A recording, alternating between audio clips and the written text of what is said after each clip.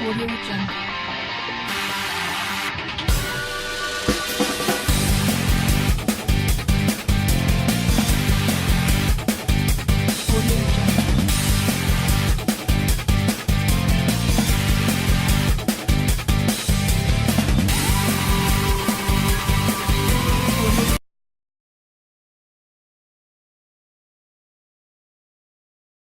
To start pursuing her CrossFit dreams and return to the sport just 1 year after her injury. Demi began bodyweight training in order to build her dream physique and began performing strength exercises as well. She overcame a potentially life-changing event to become an inspiration to many people across the world. Aneta Florczyk is a strong woman and athlete from Poland and started her career at the young age of 16 as a powerlifter. She won Polish championships several times and in 2000 became European champion. And she has broken the 1,100-pound barrier in powerlifting 2005, 2006, and 2008. However, a major boost for her career came when a video clip was posted on the internet where Aneta was rolling a frying pan with her bare hands. Brittany Diamond is one of the most prolific amateur strongwomen competitors in the entire world, and she once even lifted a car just for the fun of it. The interesting thing is that her powerlifting career started by chance. Brittany was a member of the University of Rhode Island's rowing team in 2013 and decided to take part in the Massachusetts Strongwomen competition. There isn't much personal information about this strongwoman online, but Hai Young doesn't really need much of an introduction when you start going through her videos and her photos in Instagram. This dazzling, well-defined beauty from South Korea really works hard, and her physique really shows. Let our viewers decide on that. Her profile on Facebook is a multiple world record-holding professional powerlifter, pro wrestler, and accomplished strongwoman, and is often referred to as the world's strongest woman on the planet. She currently holds several powerlifting world records in the women's category, including the highest squat, highest deadlift, highest bench press, and the highest total lift. She started out also a professional wrestler for Harley Race's World League Wrestling based in Eldon, Missouri. Tatiana Kacherina is a 27-year-old Russian weightlifting champion and scored an Olympic silver medal at the 2012 Summer Olympics in the women's 165-pound category with a total lift of 731 pounds and the world record in a snatch at 332 pounds. She has been called by many the Russian Wonder Woman, and for good reason. Robin Coleman, known by her nickname Helga, is a 45-year-old American actress with a background in figure competition, rowing, professional strongwoman, and is a former female bodybuilder. In 1997, after 1.5 years of training, she rocketed to popularity. Quinn Ling is one of Taiwan's best-known powerlifters. At the age of 36, Chen has competed in both powerlifting and weightlifting with major success, and she's showing no signs of slowing down. In November of 2017, she was deadlifting 396 pounds, a weight that unofficially topped the current IPF Classic world record by 10 pounds. In her latest Instagram video, squatting an incredibly smooth 470, formally representing Chinese Taipei. Natalia Kuznetsova is a Russian bodybuilder and world arm lifting champion. She is also a world bench press and deadlift champion. At present, she is the European bench press and deadlift champion as well. Natalia became fascinated with bodybuilding as a young girl and was just 14 years old when she started working on her dream. 17 in Santa Monica. She was called the First Lady of Iron, America's Barbell, and the Queen of Muscle Beach. Mrs. Stockton had earned her lifelong nickname Pudgy as a young child, but she soon developed what many considered the most impressive female body on Muscle Beach, where weightlifting demonstrations, hand balancing, human pyramid building, gymnastics,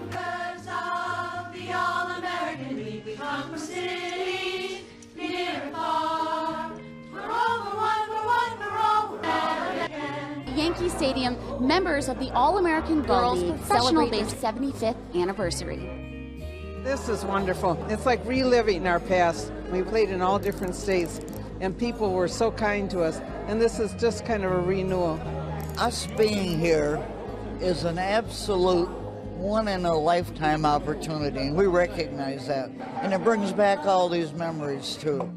It was my dream come true, and I didn't think that women played baseball. I just played softball, and I was only 65 miles away from Fort Wayne Daisies, and they had Jimmy Fox, and I thought, wow. So I played under him, and he was super.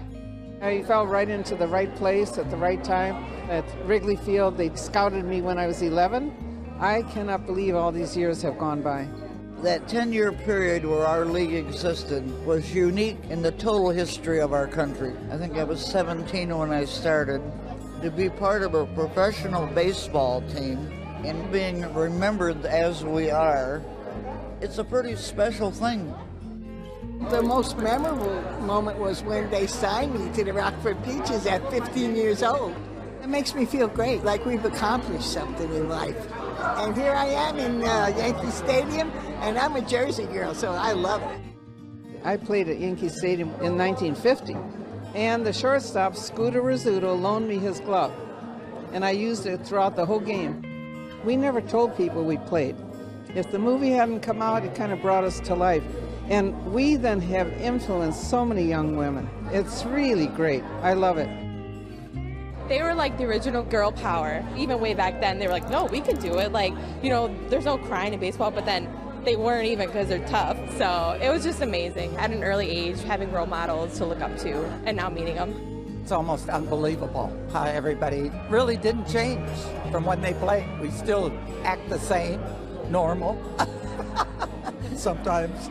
I'm representing roughly 700 wonderful women who had the opportunity to play baseball and didn't realize the significance of it then. The celebration continued with a special on-field ceremony. Please direct your attention to the area behind home plate as the Yankees are proud to welcome 4 of these legendary pioneers to Yankee Stadium. We're all the one, we're all American. Around 1891, girls basketball was much different then. Women's basketball started out slow because people thought that girls weren't tough enough for them to play 5-on-5 like boys did. Sherritt Barrison, a physical education teacher, was the woman that created the sport we know of as basketball. In the beginning, there were 3 zones and 9 players on each team. Each team had 3 players in each zone. They weren't allowed to snatch the ball from the other team. Each basket was worth 1 point. No player was allowed to run with the ball more than 5 feet before passing it on. Girls also played on the grass outside in the courtyard. The basket was sewn shut, and when a goal was scored, the umpire would have to pull a string or chain that would pop the ball out of the bottom of the net.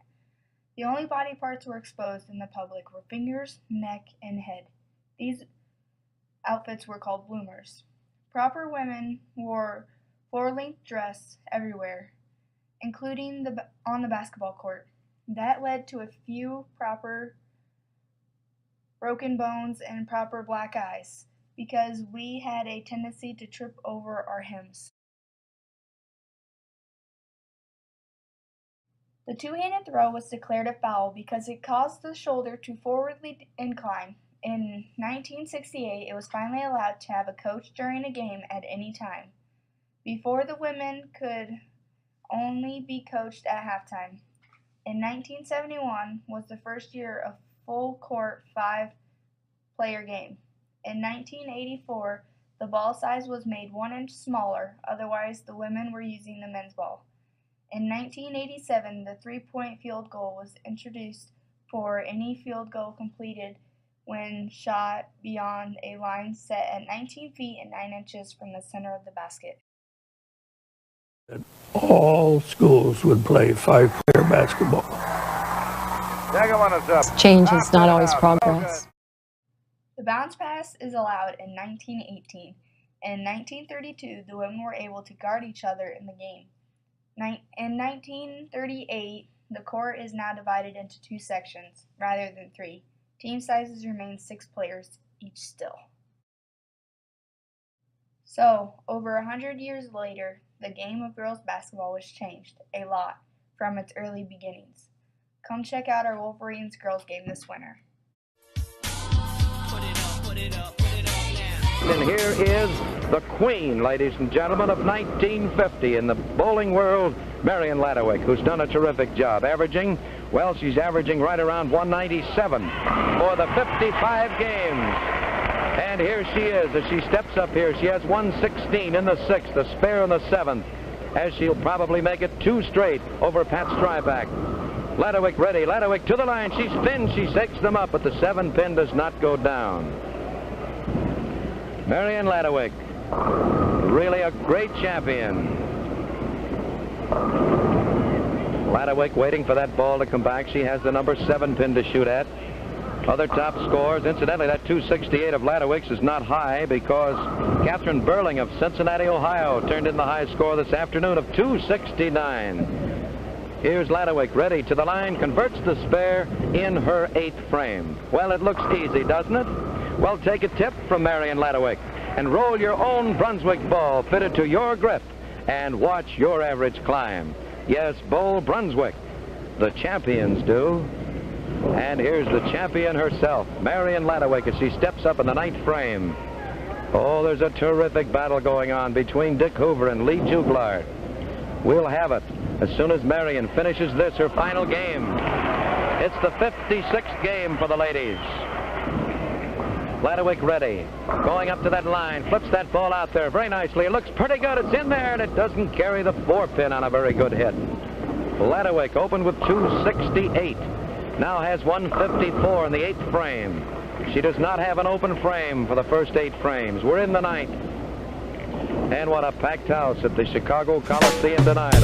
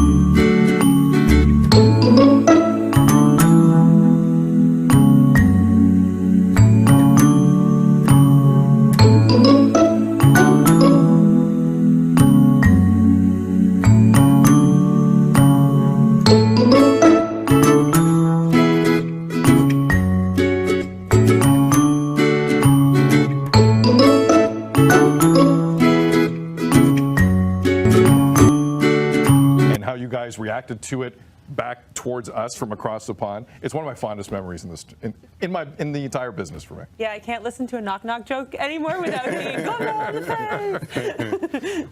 Not to make this about us, but sometimes I do that. We just did it. Going back to 2014, forgive me if we talked about this again on air. So that happens in North America. The clip kind of gets on Deadspin and starts to move. So you guys have your celebration. Go back to the hotel. Like, when did you guys know that clip existed? Yeah, so we went back to our dorms or whatever we were staying in. Village, yeah. The Athletes Village. And then we started looking on our phones, and it came up on there. So we were like, this is so funny. Like, who thinks, like, gold medal in the face? Like, I don't know who else would think of saying that. It's an uncanny impression.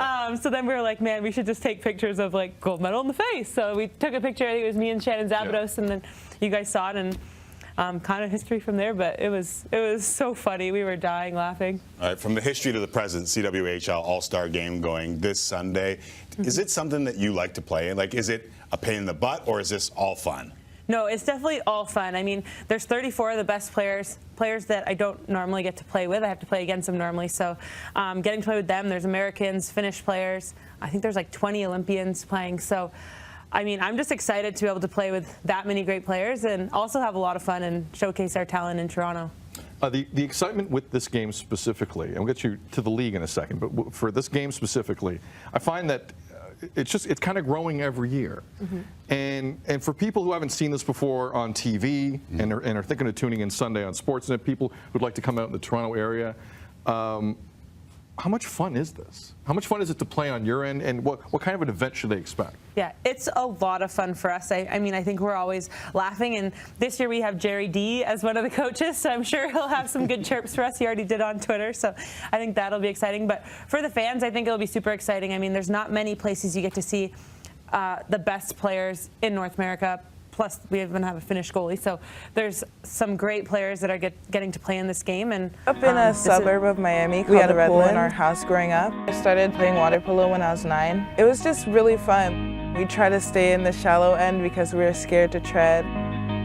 My high school was pretty rigorous academically, and when I was looking at colleges, I wanted my college to challenge me as much as my high school did. I talked about it a lot with my mom. I think that wanting to be challenged is something that I learned from water polo and from my mom. I didn't want to lose anything in my transition from high school to college. I started training with the national team while I was playing with Princeton. It was a little bit hard coming out here. I was the only one going to school or living on the East Coast. I did a lot of homework on the plane. It was good for me to come out here and establish a connection with the team and practice with them and still be able to go back and do my ability to be able to read where the ball is coming and to be able to react so quickly to it. She plays the position of goalie unlike anyone has ever played this position before. All the pressure on Arancini, saved by the goalkeeper. Ashley Johnson with a fantastic save. I think that being a part of this process and just being around these women every day and training hard is my biggest accomplishment. I think us as a team have so much potential and we're willing to push ourselves to achieve that potential. I definitely feel the responsibility to be a role model for other Black people and minorities because there are so little of us in this sport. Just being myself, being Black, draws more attention to me, but I didn't feel like looking different meant that I had to play any differently or I had to prove anything to anybody. I felt like I could be myself and play as well as anybody else. As we get closer to the Olympics, I just hope that the exposure reveals how intelligent and how athletic you have to be to play water polo and how fun it is to watch. Becoming an Olympian would be just the culmination of all my dreams and all my hard work that I've put in, and it'd be my mom's dream probably too. We want to win gold.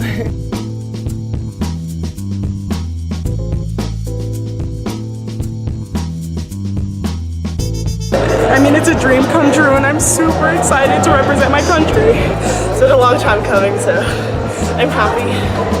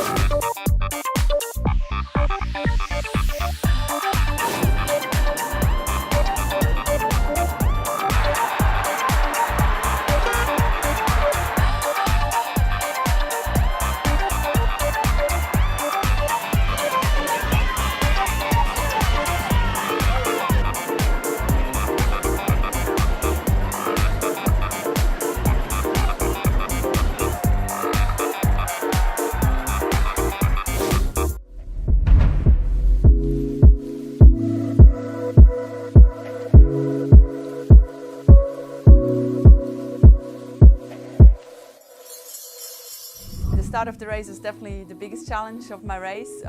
Got stung by a jellyfish 2 minutes before the start, and yeah, tried to not get too nervous. I thought maybe it gives me a little, push, and didn't really help much actually. My arms were, I got stung under the arms, and it was very hard to swim like that. But yeah, I'm glad I could turn it around later in the race. My goal was to, not give up and make that swim. And to be honest, at that point, I just thought I have to finish this race somehow to honor, this race and be a champion. And that's the only goal at that point which I had. And when I realized I wasn't actually the last person in the water, I started to then realize, okay, maybe there's still more possible if I have a good bike out there. And it was the case. I found my legs and I could have a fantastic bike ride. I realized I was going okay on the bike when I was going up Hawi. I felt the power was there, and I felt under control, and I obviously was chasing Lucy, and I knew like I have to keep up the pressure, and then turning and going down Hawi, it was actually the first time also, I think maybe with the new position and the adjustments we did, that I felt like I could really hammer that down. And that's where I realized, okay, this is a lot of fun. And I felt, so fast. I felt that crosswind from the back, and especially with the IA, it's such a good feeling because you get that sailing effect. And yeah, it felt fantastic. I had a blast out there, and that's what I love to do, hammering on the bike and feel fast. When I go close.